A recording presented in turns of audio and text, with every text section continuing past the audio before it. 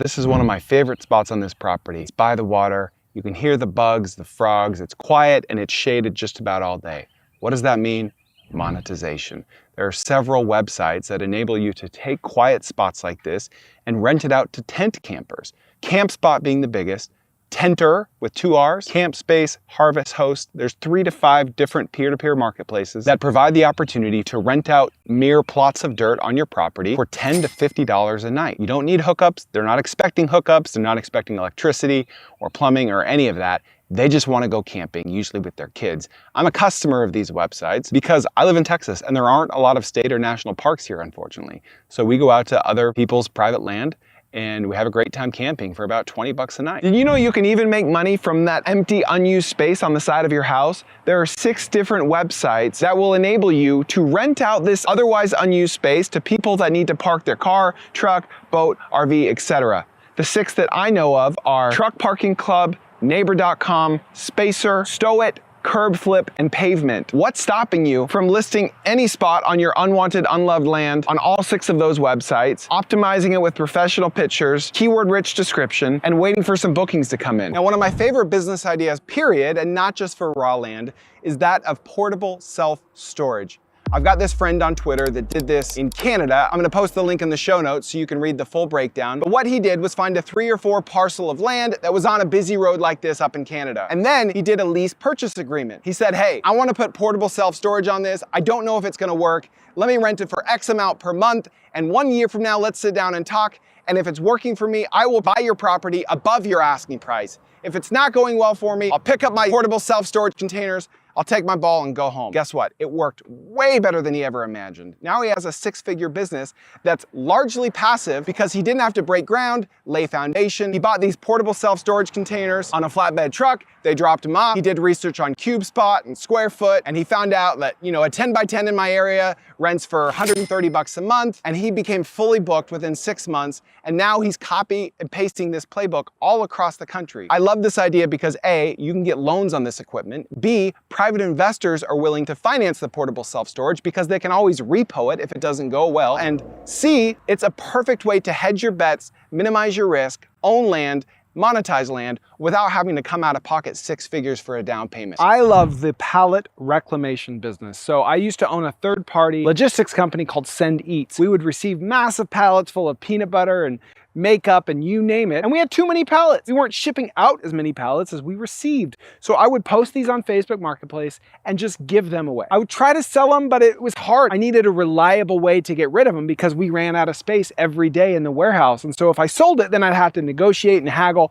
And if I just gave it away, then it was much easier. So I met all these business owners that owned pallet reclamation businesses. They go to Facebook Marketplace and Craigslist and to local businesses and warehouses, and they take pallets for free. They're providing a valuable service because these businesses that have dumpsters have to pay hundreds of dollars a month to throw this stuff away. They would much rather give it away. It saves them money. So they come in here, they take the pallets for free. They'll use a crowbar, a hammer, and they'll take it apart. They'll disassemble it. They'll fix the broken boards. They'll make it look nice, and then they will turn around and sell them for $5 to $12 each. So it's 100% gross profit margin. Of course, you got gas costs, you've got delivery, you got to put your time into it. You've got to put boards into the broken ones.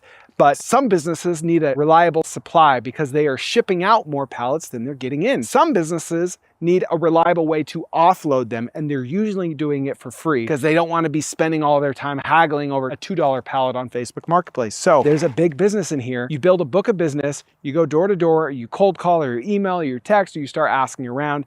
You find a handful of businesses that are consistently getting rid of pallets, or you just go to homeowners that have an extra pallet or two. You can build stuff out of them. I posted this video about a couple that built a bar out of pallets and sold it for a lot of money on Facebook Marketplace. They built a bar out of pallets and rented out to weddings for hundreds of dollars per wedding. There's so many things you can do with pallets, and it's something that you can get for free, but you need somewhere to store it. How about on some unwanted or unloved land? Knock on wood. All right, this is probably the least approachable, the least affordable of all of these ideas, but it's also probably the most profitable. There's a trade-off there. You build a freaking custom home on it. I've had this home on Airbnb before. It rents out for $600 to $950 per night. That covers the monthly payment in about 6 rentals per month. So I only need 20% occupancy to break even. You list it on VRBO and Airbnb, and then you list it on Peerspace, which is a website that enables photographers and videographers to rent your space for photo shoots or for filming movies or commercials. It's much cheaper for them to rent something like this for a few hours than to rent a professional studio, but it's just as good, if not better, in many cases. Yes, it is very expensive to build a custom home. When I had this house on Airbnb, about 30% of my tenants used it for weddings. And then I thought, how much do weddings even cost? $3,000 to $6,000 just for the venue for half a day. That would cover the monthly payment for this property in one wedding. So what's stopping you from listing on Zola, TheKnot.com, Wedding Wire, Airbnb, Vrbo, Peerspace, all the places? What would your monthly occupancy percentage be when you take all of those platforms and combine them into one? Close to 100%. Multiple ideas in one here. This might look like your trash, but this is my treasure. So we reached out to a bunch of tree trimming companies in the area. One of them is mine. Whenever they cut down a huge oak tree, they drop them off here. Multiple reasons. Number one, firewood. Remember, firewood sells for between $400 and $700 per cord. So during the winter time, we split all this up with a hydraulic splitter. We stack it up. I pay some high schoolers to do it, and it helps pay for their college. This is just kind of a passion project. It's nothing for me to really make a bunch of money on. Never underestimate the power of a good hardwood. This is a pecan tree, otherwise known as a hardwood tree. Oak trees are hardwood, maple trees are hardwood. The deciduous stuff, the pine, that's softwood. Hardwood trees are much more valuable. You can sell the firewood for $400 to $900 a cord, depending on the time of the year, depending on where you live. And you can also sell the hardwood to barbecue restaurants or barbecue enthusiasts. You can fetch even more for it as barbecue wood than you can as firewood. I know this because I'm a barbecue enthusiast and I own a firewood business. Granted, you can only cut down a tree once, but my point is a piece of unwanted or unloved land is worth more if it has mature hardwoods on it. Oftentimes the seller or the realtor don't know that. Is it significantly more? 20, 30%? No, but it's marginally more and it's something. You've got shade, you've got something desirable. This tree is well trimmed. I like trimming my trees. But if I were to trim it, then that would provide a bunch of firewood and or barbecue smoking wood that I could sell without having to cut the whole thing down. Okay, this shed represents multiple business ideas. I paid about $7,200 for this shed, all in, including delivery. It is 8 by 18 feet, and it's not just a shed. It also doubles as a she shed, or it can double as a tiny home. Thanks to new reality shows, the costs of tiny homes are outrageous. You can easily pay over $100,000 for a tiny home, easily $50,000 to $80,000. This was $7,200. Why? Because of the framing. I don't mean how this shed was framed. I mean the fact that the seller positioned it as a shed, which you generally cannot monetize. If you want to have a tiny home business and buy unwanted or unloved land, put a tiny home or multiple tiny homes on it and rent it out, you should consider instead buying a shed, either in a kit or fully built and delivered on site as is, as this one was. Because if you finish out the inside, if you come look at this one, I paid about $1,000 to get this wired, throw up some drywall, some paint, some furniture, some fixtures, and you've got a proper tiny home. You could put a loft up top and call it all in $20,000.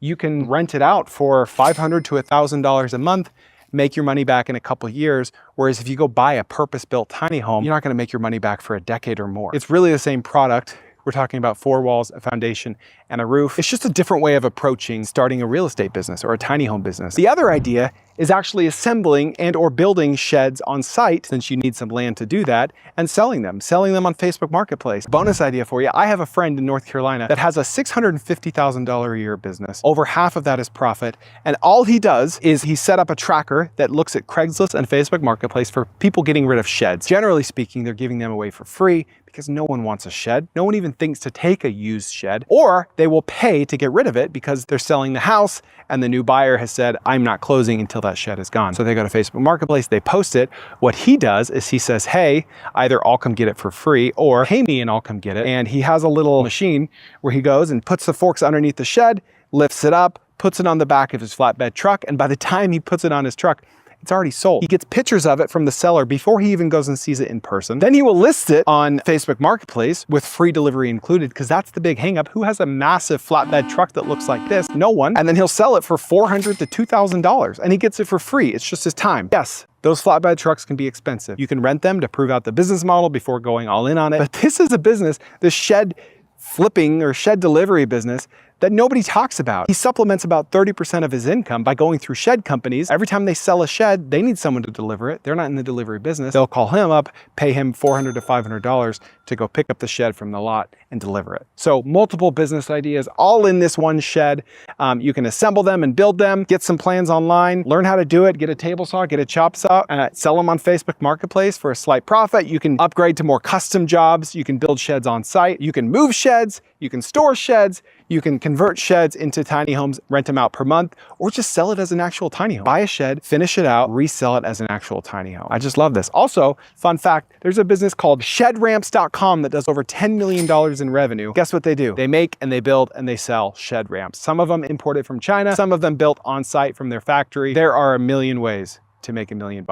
You might not know this, but this is not my full channel. If you want to watch the full episode of the segment that you just saw, go ahead and check this out or the link in the description.